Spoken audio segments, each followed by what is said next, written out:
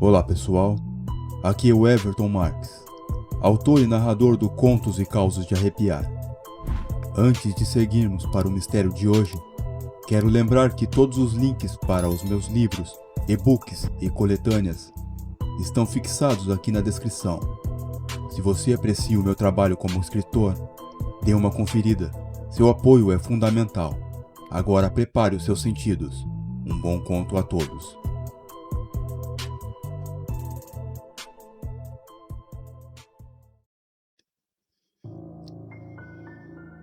Trabalhar na portaria de madrugada era minha rotina, até o interfone tocar às 3h14 da manhã. Uma voz desesperada implorava por socorro, descrevendo um acidente que não aparecia nas câmeras. Eu não sabia, mas ao abrir aquele portão, eu estava prestes a entrar em um pesadelo que não pertence a este mundo. O chamado da madrugada. O relógio sobre o painel de monitores marcava exatamente 3h14 da manhã.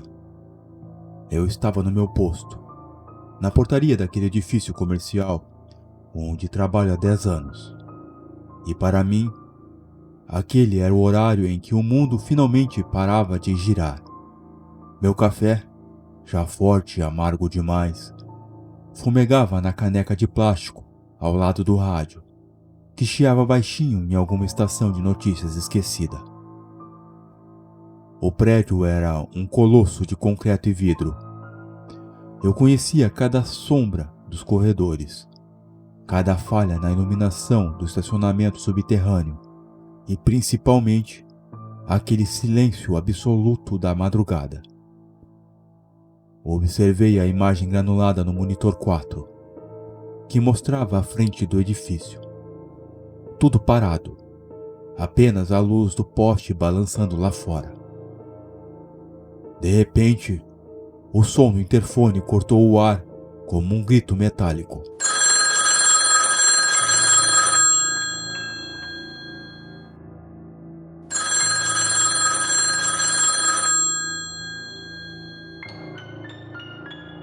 Dei um pulo na cadeira, o coração disparando com a quebra súbita da rotina. Esperei, tentando acalmar a respiração, imaginando que poderia ser apenas um erro ou alguém perdido. Mas o interfone tocou novamente, mais insistente, mais desesperado.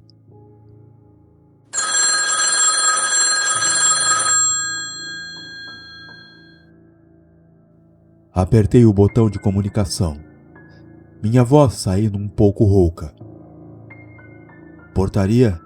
Pois não? Houve um segundo de estática, seguido por uma respiração ofegante, quase cavernosa, do outro lado da linha. Por favor. A voz era trêmula, carregada de uma dor que eu nunca tinha ouvido antes. Eu preciso de ajuda. Houve um acidente. Meu carro capotou na curva da avenida, uns 4 quarteirões daqui. Minha família, minha esposa e meu filho estão presos nas ferragens. O sinal do celular não funciona aqui. A única luz que eu vi foi a do teu prédio. Por favor, chame uma ambulância. Eu não consigo tirá-los de lá sozinho. Senti um frio subir pela espinha. Olhei para o monitor novamente. A tela mostrava apenas a calçada deserta e o reflexo do portão de ferro. Não havia alma viva ali. Senhor? Insisti, a mão tremendo sobre a mesa enquanto eu olhava fixamente para a tela vazia. Eu não estou vendo ninguém na frente do prédio. O senhor está diante da câmera? A resposta nunca veio. O interfone ficou mudo. Tentei contato novamente, mas nada. Olhei pela câmera Saí da portaria, fui até o portão. Olhei para a rua, deserta, e nada encontrei. Voltei para o posto, confuso, tentando retomar o café. Quando, 5 minutos depois, o interfone tocou de novo.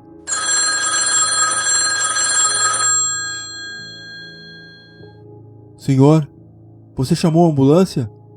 Eles estão morrendo. O tempo está acabando. Por favor, senhor. Eu travei. Olhei para a tela. O portão estava vazio. A calçada deserta. Quem é você? Onde você está? Gritei para o interfone, tomado por um medo irracional. A voz, agora mais fraca, quase um sussurro, descreveu o local exato. Um terreno baldio, a 2 quadras daqui, perto do velho carvalho. Sem pensar, saí, abri o portão e corri. Meus pés pareciam chumbo, mas o desespero do homem era contagiante. Cheguei ao local e o que vi me paralisou. O carro, um sedã prata, estava abraçado a um tronco de árvore, capotado e retorcido. As luzes do painel ainda piscavam freneticamente. Ouvi um choro agudo e o gemido abafado de uma mulher. Tirei o celular do bolso, discando para o SAMU, com os dedos trêmulos, descrevendo o cenário de horror enquanto me aproximava dos destroços. Senhor, estou aqui, calma! Eu gritava, tentando achar o homem que me chamara. A mulher dentro do carro começou a despertar. Seus olhos focaram em mim, arregalados, enquanto ela soluçava. Senhor, me ajude! O meu marido! Onde está meu marido? Ele saiu do carro para buscar ajuda. Ele prometeu que voltaria. Meu corpo congelou. Olhei em volta e, iluminando o matagal com a lanterna do celular, onde estava o pai que implorava por socorro? Eu não o encontrava. Foi então que a lanterna tocou o tronco da árvore, logo atrás do carro. Eu não tive coragem de gritar. O homem estava lá, mas não como eu esperava. A violência do impacto tinha sido tão brutal que o corpo estava lá, mas partido no meio, jogado contra a árvore. Ele estava morto, já fazia tempo. O homem que tocou o interfone da minha portaria há poucos minutos, o homem que implorou pela família, não tinha mais corpo para se salvar.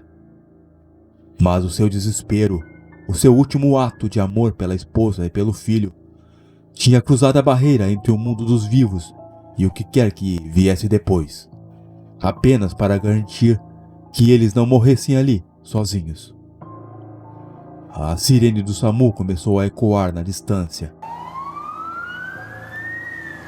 cortando a madrugada. Eu me ajoelhei na grama, olhando para aquele vulto que agora desaparecia na neblina, enquanto a mulher continuava a chamar por um marido que, mesmo em outra dimensão, não tinha desistido dela.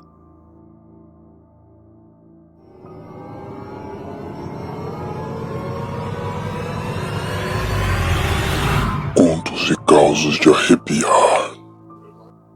E você? O que achou desse desfecho? Deixe sua opinião nos comentários. Eu leio tudo. Se essa história te causou arrepios, o seu like é o que mantém o canal vivo e me ajuda a trazer cada vez mais relatos. Muito obrigado por me ouvir. Uma boa noite e até o próximo conto.